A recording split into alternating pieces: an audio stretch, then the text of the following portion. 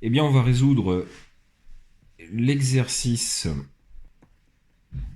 2, où il s'agit de représenter les principales formes mésomères des composés qui sont données. Donc le premier composé, c'est le suivant, c'est un aldéhyde. Alors, ce composé, eh bien, on le sait, il a un effet -m. Je vous renvoie au cours dans ce cadre-là, c'est-à-dire qu'il va avoir tendance à tirer à lui le doublet. Dès lors, étant donné que la fonction aldéhyde est un effet -m, on a bien une alternance entre une double liaison, une simple liaison, une double liaison.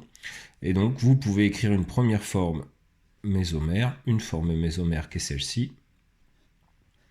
La chaîne reste identique.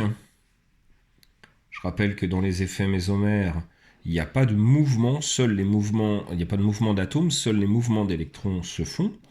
Ici, vous allez avoir la nouvelle double liaison. L'oxygène a récupéré l'électron qui était associé au carbone, il est donc négatif. Et le carbone de l'autre côté devient positif car il a perdu un électron. Donc voici la forme mésomère. On peut revenir dans le sens inverse, tout simplement, en revenant au niveau de cette position-là. L'autre molécule, c'est un acide carboxylique. Il y a un premier piège, en fait, puisqu'il y a une double liaison qui est ici, mais attention, cette double liaison est séparée non pas d'une seule simple liaison, mais de deux simples liaisons. C'est-à-dire que cette partie-là ne participera pas à la mésomérie. Seule cette partie-là participera à la mésomérie. De la même façon, nous avons un effet -m pour un acide. Donc, l'effet mésomère au niveau de l'acide, c'est d'attirer les électrons à lui. Donc, vous allez pouvoir écrire une première forme, la forme mésomère de la molécule, qui sera la suivante. À savoir, donc, je vous l'ai dit, la simple liaison ne bouge pas.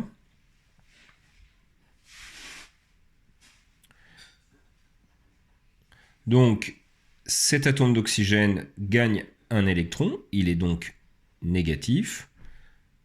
Sur cette double liaison, elle a bougé ici pour venir à ce niveau-là, donc ce carbone-là n'a pas changé. Par contre, cet atome de carbone ici a perdu un électron, il est donc positif. Comme dans le cas précédent, on remarque bien qu'on n'a pas de perte de charge, c'est-à-dire que la molécule est neutre, à gauche et à droite, il n'y a aucune perte d'électrons, uniquement des déplacements d'électrons. Alors on continue avec la troisième molécule, c'est un petit peu plus difficile.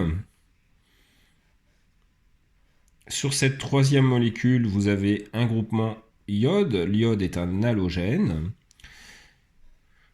et vous avez une chaîne qui est comme celle-ci, avec un groupement nitrile. Attention, un groupement nitrile, c'est un groupement avec 3 liaisons. On l'a déjà vu auparavant. Alors, dans cette molécule-là, ce qui est important de repérer, eh bien, c'est que l'halogène a un groupement plus M, c'est-à-dire qu'il va avoir tendance à donner son doublet, alors que le groupement cyano est plutôt un effet mésomère -M, il a tendance à tirer les électrons à lui. Donc on peut écrire une autre forme mésomère. On va faire les flèches après. Je réécris simplement. Je vais pas avoir assez de place. Excusez-moi. Je vais pas avoir assez de place ici. Je vais la réécrire en dessous, si ça vous dérange pas. Donc, je replace les atomes. Je dis ça, ça bouge pas. On verra pour l'azote. On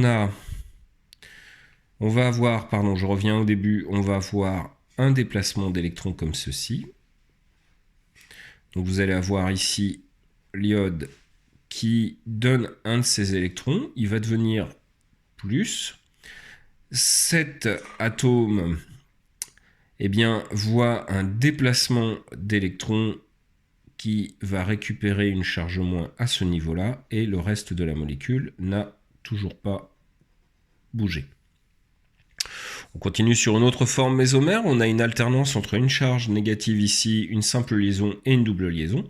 On peut sans problème faire voyager donc cette charge-là pour obtenir une autre forme mésomère. Excusez-moi pour mon téléphone, j'aurais dû enlever la sonnerie. Fais attention au nombre de carbone à ne pas se planter. Alors, ici, on peut déplacer la charge comme ceci pour obtenir donc une double liaison ici, la charge négative qui vient ici, et le système n'a pas changé à ce niveau-là. On continue, tout simplement, toujours l'alternance, une charge négative, une simple liaison, une double liaison. On peut déplacer la charge négative ici pour obtenir une autre forme mésomère. Au niveau de l'iode, ça n'a pas bougé, toujours positif. Cette double liaison n'a pas bougé. À ce niveau-là, on a cette situation qui se présente avec, ici, on a déplacé l'électron pour le remettre en commun ici. L'électron qui était ici s'est déplacé pour se mettre à ce niveau-là. On a donc cette position qui est ici. Enfin, il en reste une dernière à faire. J'espère avoir la place pour le faire, puisque vous avez le déplacement de charge qui peut se faire comme ceci. Je rappelle que le groupement cyano, le groupement nitrile, est un groupement qui a un effet -M. Il attire le doublet pour faire la dernière forme mésomère.